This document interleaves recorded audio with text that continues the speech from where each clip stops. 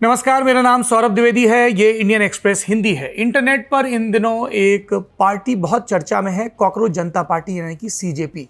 आज के Indian express show में हम आपको विस्तार से बताएंगे कि नरेंद्र मोदी सरकार ने क्या कारण बताकर इस पार्टी के एक्स अकाउंट को सस्पेंड करवाया है, किन नियमों का हवाला दिया और आईबी की इंटेलिजेंस ब्यूरो की किन रिपोर्ट्स के बारे में कहा। सीजेपी की लोकप्रियता के बारे में बात करेंगे, समाजशास्त्री क्या सोचते हैं समझेंगे। इसके बाद राघव चड्ढा के बहाने दिल्ली के हाईकोर्ट ने एक ज़रूरी टिप्पणी की, उसका रुख करेंगे। फिर चलेंगे बंगाल, जहां पर कोलकाता हाईकोर्ट का बकरीद पर एक महत्वपूर्ण फैसला आया। गाय भैंस की कुर्बानी पर जो रोक लगी, इस्लाम में ये अनिवार्य है या नहीं, इसके बारे में टिप्पणी आई, उसके बारे में आपको बताएंगे।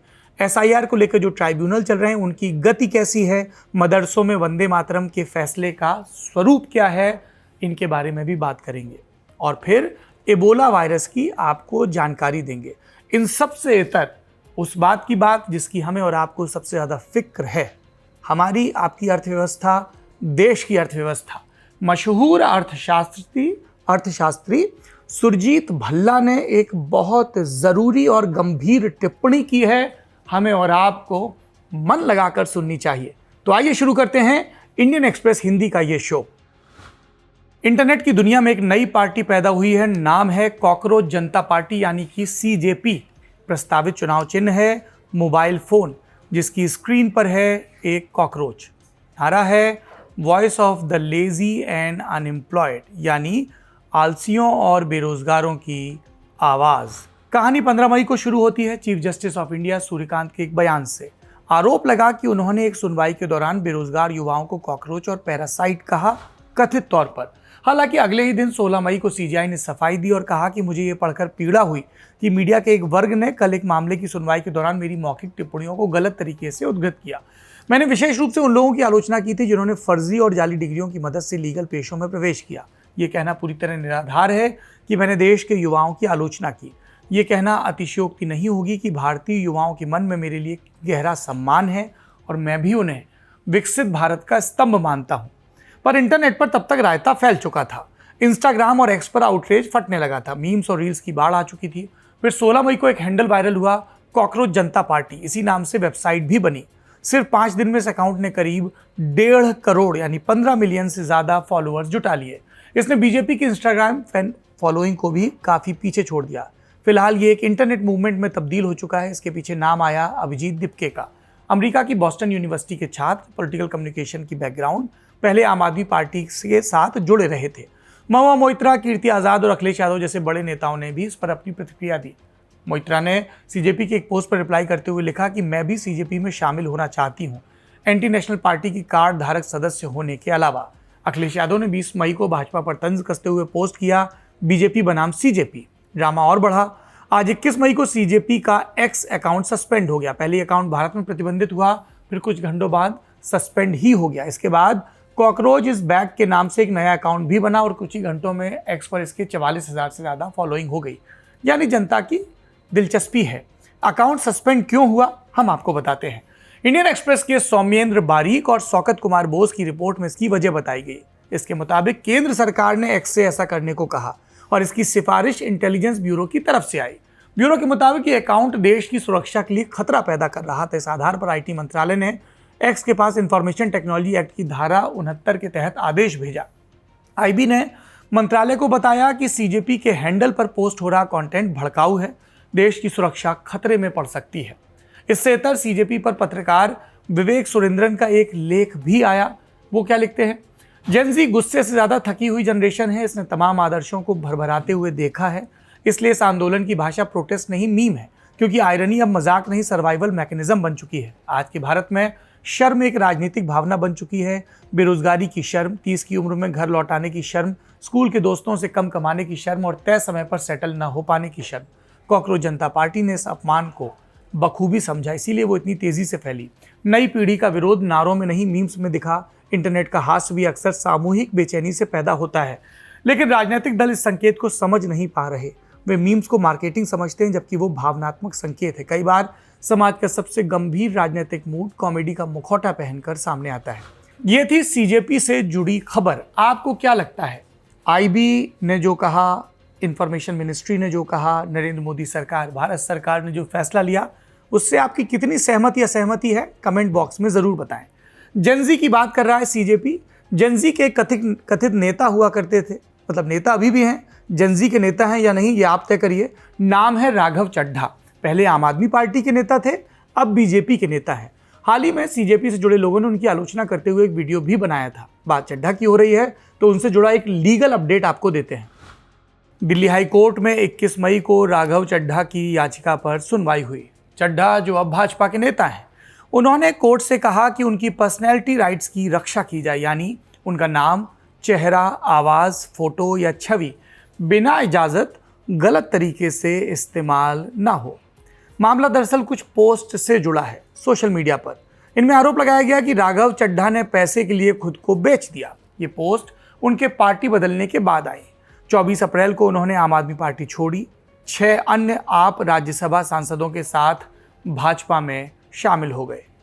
चड्ढा के वकील ने कोर्ट में कहा कि उनके खिलाफ सोशल मीडिया पर ऐसे पोस्ट, एआई से बने कंटेंट और डीप फेक वीडियोस चल रहे हैं जो उनकी छवि और पहचान का गलत इस्तेमाल कर रहे हैं। वकील राजीव नायर ने उस वीडियो का भी जिक्र किया जिसमें राघव चड्ढा साड़ी पहने नजर आ रहे हैं। उन्होंने कोर्ट से कहा कि ऐसे कंटेंट को हटाया जाए और तुरंत राहत दी जाए। लेकिन सुनवाई के दौरान जस्टिस सुब्रमण्यम प्रसाद ने कहा कि ये मामला सीधे सीधे पर्सनैलिटी राइट्स का नहीं दिख रहा है। कोर्ट ने मौखिक तौर पर कहा कि ये आलोचना हो सकती है। ये सभी पोस्ट उनके राजनीतिक फैसले की आलोचना ही लगते हैं। जस्टिस प्रसाद ने मशहूर कार्टूनिस्ट आर.के. लक्ष्मण का भी जिक्र किया और कहा कि आज़ादी के समय से ही हम आर.के. लक्ष्मण के कार्टून देखते आ रहे हैं। उस समय शायद सोशल मीडिया का उतना विस्तार नहीं था। यहाँ हमें सबसे ज़रूरी फ़र्क समझना चाहिए। पर्सनैलिटी राइट का मतलब है किसी व्यक्ति का अपनी पहचान पर अधिकार, यानी उसका नाम, चेहरा, फोटो, आवाज़, अंदाज, सिग्नेचर और पब्लिक पर्सोना का बिना अनुमति ऐसे इस्तेमाल ना किया जाए जिससे लोगों को लगे कि वो व्यक्ति खुद कुछ कह रहा है या उसकी छवि का गलत इस्तेमाल हो रहा है। राघव चड्ढा की याचिका में कहा गया कि ऐसा कंटेंट जनता को गुमराह कर सकता है और उनकी रेपुटेशन को नुकसान पहुंचा सकता है। लेकिन एक ज़रूरी फ़र्क है, पर्सनैलिटी राइट का मतलब ये नहीं कि किसी नेता की आलोचना या सटायर बंद हो जाए। अगर कोई किसी नेता या पब्लिक फिगर के राजनीतिक फैसले की या किसी भी फैसले की आलोचना करता है, मीम बनाता है या कार्टून बनाता है, तो वो आम तौर पर फ्री स्पीच के दायरे में आ सकता है। दिल्ली हाई कोर्ट ने भी राघव चड्ढा के मामले में कहा कि क्रिटिसिज्म और मानहानि की लाइन पतली होती है। चड्ढा के वकील राजीव नायर ने तर्क दिए कि पैसे के लिए बेच दिया गया कहना सिर्फ आलोचना नहीं है, ये उनकी छवि खराब करता है। पर कोर्ट ने तुरंत पोस्ट हटाने का आदेश नहीं दिया। कहा कि पर्सनैलिटी राइट के कमर्शियल यूज़ और राजनीतिक आलोचना में फ़र्क होता है। फिलहाल कोर्ट ने अंतरिम राहत पर फैसला सुरक्षित रख लिया है, यानी अभी आखिरी आदेश आना बाकी है। तो एक तरफ देश के नेता हैं, छवि को बचाने के लिए अदालत जा रहे हैं। दूसरी तरफ देश के युवाओं का एक वर्ग है जो खफा है और कह रहा है कि सही मुद्दों पर बात करो। और ये सही मुद्दे क्या हैं? जाहिर तौर पर देश की अर्थव्यवस्था, इकॉनमी की हालत इससे ज़्यादा जुड़े हैं। इस पर एक ज़रूरी लेख आज के इंडियन एक्सप्रेस अखबार में छपा। लिखने वाले हैं जाने माने अर्थशास्त्री और भारत सरकार के पहले आधिकारिक घरेलू आय सर्वेक्षण यानी हाउस होल्ड इनकम सर्वे के टेक्निकल एक्सपर्ट ग्रुप के चेयरमैन सुरजीत भल्ला। उनके लेख का शीर्षक है BJP is winning elections but losing the economy, यानी बीजेपी चुनाव तो जीत रही है लेकिन अर्थव्यवस्था के मोर्चे पर हार रही है। भल्ला लिखते हैं कि पश्चिम बंगाल में बीजेपी की जीत उसका अब तक का पॉलिटिकल पीक है, लेकिन इकोनॉमिक मैनेजमेंट सबसे निचले स्तर पर। उनके मुताबिक इस आर्थिक दिक्कत के 4 किरदार हैं। पहला, खुद सरकार, जिसका आर्थिक थिंक टैंक इस बात को अच्छी तरह जानता है कि अर्थव्यवस्था में गहरी समस्याएं हैं, लेकिन सरकार की सबसे बड़ी कमजोरी ये है कि वो इसका समाधान ढूंढने के बजाय सारा दोष दूसरों पर मढ़ रहा है। दूसरा किरदार, देश के बड़े कॉरपोरेट और उद्योगपति जिन पर सरकार अक्सर निवेश न करने का दोष मढ़ती है जबकि उसकी खुद की नीतियां लचर हैं। तीसरा किरदार है मुख्य विपक्षी दल यानी कांग्रेस पार्टी। भल्ला के मुताबिक गांधी परिवार के नेतृत्व में पार्टी सुस्त हो चुकी है, जिसने देश में बीजेपी के वन पार्टी डेमोक्रेटिक रूल का रास्ता पूरी तरह साफ कर दिया है। विपक्ष की इस कमजोरी से सरकार आर्थिक मोर्चे पर लापरवाह हो गई है। चौथा और आखिरी किरदार है डीप स्टेट, जो बाकी 3 किरदारों को अपने इशारे पर नचा रहा है। सुरजीत भल्ला सवाल पूछते हैं कि क्या भारत को सबसे तेजी से बढ़ती अर्थव्यवस्था बोलकर संतुष्ट हुआ जा सकता है? खुद ही ना में जवाब भी देते हैं। उनका कहना है कि अगर सिर्फ बड़ी इकॉनमी से तुलना करेंगे तो भारत की हालात ठीक दिखेंगे, लेकिन 2014 के बाद से दुनिया के ग्रोथ डेटा को बड़े चश्मे से देखने पर कहानी बदल जाती है। उनके मुताबिक 2014 के बाद से जीडीपी ग्रोथ में भारत की रैंक 9वीं है, पर कैपिटा जीडीपी ग्रोथ में 8वीं है, यूएस डॉलर के पैमाने पर ग्रोथ रैंक 16वीं है। वो लिखते हैं कि अमेरिकी डॉलर के इस पैमाने पर 8.3% की ग्रोथ के साथ बांग्लादेश नंबर 1 पर है, 7.2% के साथ इथियोपिया दूसरे नंबर पर है और भारत 4.7% की ग्रोथ के साथ 16वें नंबर पर है। सुरजीत भल्ला साफ चेतावनी देते हैं कि आंकड़ों को आप किसी भी तरह से घुमाकर देख लीजिए, अब समय आ गया है कि भारत के माथे से सबसे तेजी से बढ़ती प्रमुख अर्थव्यवस्था का यह झूठा तमगा पूरी तरह से हटा दिया जाए। भल्ला की दलील ये नहीं है कि भारत की इकोनॉमी आगे नहीं बढ़ रही है, लेकिन उतनी नहीं जिसके जरिए पॉलिटिकल नैरेटिव बनाया जा सके।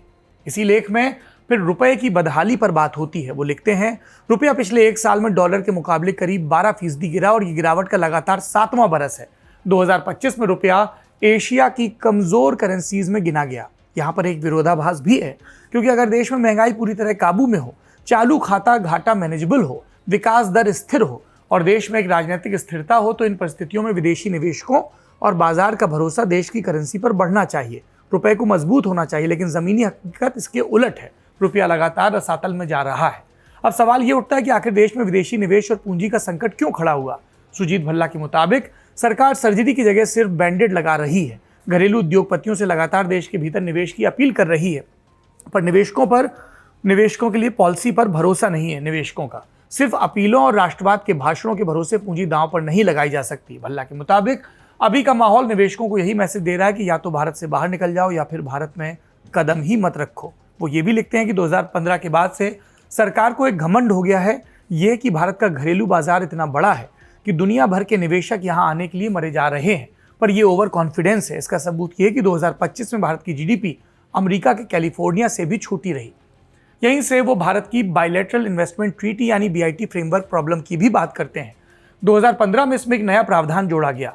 नए नियमों के मुताबिक अगर कोई विदेशी निवेशक भारत में अपने निवेश को लेकर किसी विवाद में फंसता है या वो भारत से अपना बिजनेस समेटकर बाहर निकलना चाहता है, तो वो सीधे अंतर्राष्ट्रीय मध्यस्थता अदालत का रुख नहीं कर सकता। पहले पूरे 5 साल तक भारत की स्थानीय अदालतों के चक्कर काटने होंगे। वो सीधा और तीखा सवाल दागते हैं ये कॉलमिस्ट कि जब भारत के खुद के नागरिक और फर्में किसी भी शिकायत को लेकर भारतीय अदालतों की अंतहीन देरी के कारण वहां जाने से कतराते हैं, तो कोई विदेशी निवेशक अपनी अरबों डॉलर की पूंजी फंसाकर 5 साल तक भारतीय जजों के सामने चक्कर क्यों काटेगा। लेख के आखिर में सुरजीत भल्ला सरकार को चेताते हैं कि अभूतपूर्व राजनीतिक सफलता का सबसे बड़ा खतरा होता है कि ओवर कॉन्फिडेंस में चले जाना। सरकारें मान लेती हैं कि उनकी आर्थिक नीतियां शानदार हैं, पर हकीकत ऐसी नहीं है। अभी वक्त है चीज़ों को सुधारा जाए। चुनाव आपको केवल सत्ता और ताकत दे सकते हैं, लेकिन देश को समृद्धि सिर्फ और सिर्फ सही आर्थिक नीतियां ही दिला सकती हैं। यानी विद्वान कह रहे हैं, मुद्दों पर लौटिए, पॉलिसी और इन्वेस्टमेंट पर ध्यान दीजिए। अब देश का ध्यान कहाँ है, इसको समझने के लिए अलग अलग राज्यों का रुख करते हैं। सबसे पहले पश्चिम बंगाल। राज्य में नई बीजेपी सरकार है, शुवेंदु अधिकारी मुख्यमंत्री हैं। सरकार बनने के कुछ ही दिनों के भीतर उनके कई फैसले चर्चा में आए। 2 ताज़ा फैसले। पहला, सरकारी कर्मचारियों अधिकारियों के लिए मीडिया से बातचीत पर कड़ी रोक। दूसरा, मदरसों में वंदे मातरम अनिवार्य।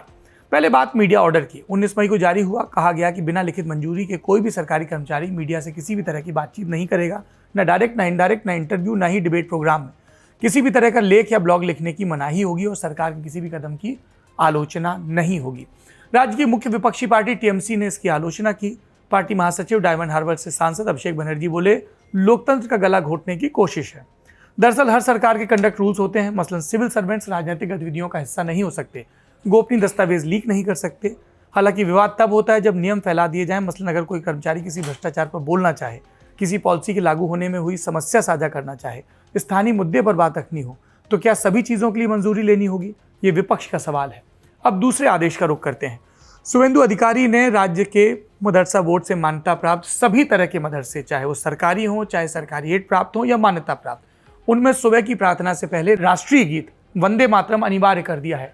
यह आदेश उन मदरसों पर भी लागू होगा जिन्हें सीधे सरकार चलाती, जैसा मैंने कहा, या संचालन के लिए पैसे मिलते हैं। इनसे इतर शिशु शिक्षा केंद्रों, माध्यमिक शिक्षा केंद्र, राज्य बोर्ड से मान्यता प्राप्त मदरसों पर भी आदेश लागू होगा। सरकार कह रही कि उसे यूनिफॉर्मिटी चाहिए, लेकिन कंट्रोवर्सी यहाँ पर भी वही है, यानी आदेश को लागू करने की और उसके बनिस्बत धार्मिक आज़ादी की।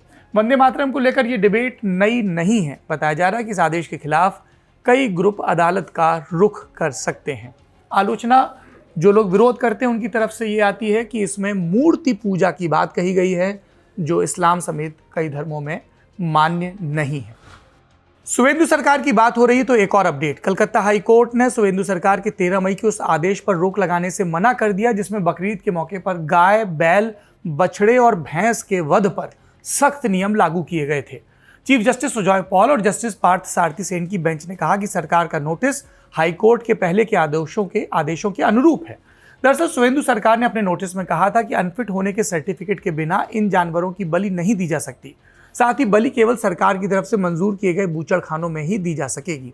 इस आदेश के खिलाफ याचिकाएं डाली गई थी। सुनवाई के बाद कोर्ट ने सरकार को अपने नोटिस में 2 और शर्तें जोड़ने को कहा। पहली, किसी भी सार्वजनिक स्थान पर बलि पर सख्त पाबंदी, और दूसरे में सुप्रीम कोर्ट के पुराने आदेश का हवाला जिसमें कहा गया कि गाय की कुर्बानी बकरीद और इस्लाम का अनिवार्य हिस्सा नहीं है।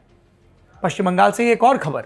हमारी रिपोर्टर दामिनी नाथ के मुताबिक पश्चिम बंगाल में एसआईआर आपत्तियों की निपटारा कर रहे ट्राइब्यूनल की स्पीड बहुत धीमी है। 19 में से 12 ट्राइब्यूनल 14 मई तक केवल 6,581 अपीलों का ही निपटारा कर पाए, जबकि कुल संख्या 24,98,000 से ज्यादा है। इन 6,581 अपीलों में से 4,043 अपीलें स्वीकार की गई, 1,267 खारिज की गई। और जानकारी दे रही हैं दामिनी। अब जैसा आप जानते हैं कि वेस्ट बंगाल में जो स्पेशल इंटेंसिव रिवीजन हुआ था वो किसी और स्टेट में वैसा नहीं हुआ था। वेस्ट बंगाल का प्रोसेस बिल्कुल ही यूनिक था। उसमें सुप्रीम कोर्ट के ऑर्डर्स के बाद में एक नई मैकेनिज्म बनी थी जिसमें जजेस जो हैं, जुडिशियल ऑफिसर्स, उन्होंने 60 लाख केसेस डिसाइड किए। उन्होंने डिसाइड किया कि ये 60 लाख लोग वोटर्स रह सकते हैं या डिलीट हो जाएंगे। उसमें से 27 लाख नाम उन्होंने डिलीट कर दिए थे। सुप्रीम कोर्ट ने एक ऑर्डर दिया कि एक एपेलेट मैकेनिज्म होना चाहिए कि जो जिन लोग का नाम कटेगा उनको एक अपील का मौका मिलना चाहिए। तो वैसे 19 एपेलेट ट्राइब्यूनल्स बनी जो फॉर्मर जजेस हैं हाई कोर्ट के, रिटायर्ड चीफ जस्टिस एंड जजेस ऑफ हाई कोर्ट हैं। इनके पास 34 लाख अपील्स आई। ये अपील्स हैं जिनके नाम कटे हैं, और इसमें वो भी अपील्स हैं जो ईसीआई ने फाइल करी हैं अगेंस्ट इंक्लूजन्स। जैसे कि ईसीआई को लगता है कि अगर किसी का नाम नहीं होना चाहिए था लेकिन जुडिशियल ऑफिसर ने उसको अप्रूव कर दिया है, तो ईसीआई ने भी लैक्स ऑफ अपील्स फाइल करी हैं। तो टोटल 34 लाख अपील्स आई ये 19 फॉर्मर जजेस के पास। अब ये उनके पास ज्यादा टाइम था नहीं, इलेक्शंस बहुत पास में थे, तो ओनली 1600 और सो नेम्स उन्होंने क्लियर किए इलेक्शन से पहले, जिनका नाम वापस ऐड हो गया। बाकी जो 27 लाख नाम हैं वो अभी भी ऐसे मतलब एक लिम्बो में है। उनका स्टेटस अभी भी क्लियर नहीं है, बिकॉज वो अपील कर सकते हैं लेकिन अपील का कोई टाइम बाउंड मैकेनिज्म नहीं है। तो जैसे आज हमने एक रिपोर्ट करी है जिसमें हमको पता चला है कि अब तक ओनली अराउंड 6,000 अपील्स डिस्पोज हुई हैं बाय द जजेस, एंड उसमें से अराउंड 4,000 एक्सेप्ट हो गई हैं। तो बेसिकली जो बाकी लाखों लोग जो हैं उनका अपील का प्रोसेस अभी पेंडिंग है, और अभी कोई क्लैरिटी नहीं है कि कितना टाइम लगेगा उसको क्लियर करने के लिए। पॉलिटिक्स से अब पब्लिक हेल्थ का रुख करते हैं, क्योंकि इबोला खबरों में है। 17 मई को WHO ने इसे पब्लिक हेल्थ इमरजेंसी घोषित किया। हालांकि एक्सपर्ट्स का कहना है कि ये पैंडेमिक इमरजेंसी नहीं है। 5 मई को डेमोक्रेटिक रिपब्लिक कांगो के इतूरी में इसकी पहली खबर मिली। 14 मई को सैंपल जांचे गए। 15 मई को 8 संक्रमण की पुष्टि। इसी दिन कांगो ने 17वीं बार इबोला संक्रमण के फैलने का आधिकारिक ऐलान भी किया। ताज़ा डेटा के मुताबिक अब तक इसके 600 से ज़्यादा संदिग्ध मामले आ चुके हैं। 139 मौतें हो चुकी हैं। भारत से भी अपडेट है। 28 से 31 मई के बीच होने वाली भारत अफ्रीका बैठक स्थगित कर दी गई। इसमें अफ्रीकी देशों के करीब 55 बड़े नेता और राष्ट्राध्यक्षों को शामिल होना है। केंद्रीय स्वास्थ्य मंत्रालय की तरफ से एडवाइजरी भी आई है। हवाई अड्डों और बंदरगाहों पर ज़्यादा जोखिम वाले देशों से आने वाले यात्रियों की स्क्रीनिंग होगी। कांगो, युगांडा, दक्षिण सूडान से आ रही यात्रियों की स्क्रीनिंग होगी। अगर इनको बुखार, कमजोरी, थकान, सरदर्द, मांसपेशियों में दर्द, उल्टी, दस्त, ब्लीडिंग, गले में खराश जैसे लक्षण महसूस हो तो इमिग्रेशन जांच से पहले हवाई अड्डे के स्वास्थ्य अधिकारियों या हेल्थ डेस्क को इसकी जानकारी देनी होगी। ये गंभीर और जानलेवा वायरल बीमारी है इबोला। मुख्य लक्षण मैंने अभी आपको बताए, जो एयरपोर्ट पर भी जांचे जाएंगे। ये वायरस संक्रमित लोगों के खून, थूक, लार, शरीर के फ्लूइड्स के संपर्क में आने से फैलता है। संक्रमित वस्तुओं के संपर्क में आने से भी इबोला वायरस फैल सकता है। ध्यान देने की बात, इसका मॉर्टेलिटी रेट यानी संक्रमित होने पर जान गंवाने की दर 50% है, यानी अगर 10 लोग संक्रमित हैं तो 5 की जान जा सकती है। ये थी आज की ज़रूरी खबरें। मुद्दा असल मुद्दों पर बात का है, कवायद शोर शराबे के बीच इंसानी जीवन को बेहतर बनाने की है। और ऐसे में हमें याद आ रही है हिंदी के कवि वीरेंद्र डंगवाल की एक कविता, सुनते हैं। इतना भले नहीं बन जाना साथी, जितने भले हुआ करते हैं सर्कस के हाथी। गधा बनने में लगा दी अपनी सारी कुव्वत सारी प्रतिभा, किसी से कुछ लिया नहीं ना किसी को कुछ दिया, ऐसा भी जिया जीवन तो क्या जिया। इतने दुर्गम मत बन जाना, संभव ही रह जाए ना तुम तक कोई राह बनाना। अपने ऊंचे सन्नाटे में सर धुनते रह गए, लेकिन किंचित भी जीवन का मर्म नहीं जाना। इतने चालू मत हो जाना, सुन सुनकर हरकतें तुम्हारी पड़े हमें शर्माना। बगल दबी हो बोतल मुंह में जनता का अफसाना, ऐसे घाघ नहीं हो जाना। ऐसे कटमुल्ले मत बनना, बात नहीं जो मन की तो बस तन जाना।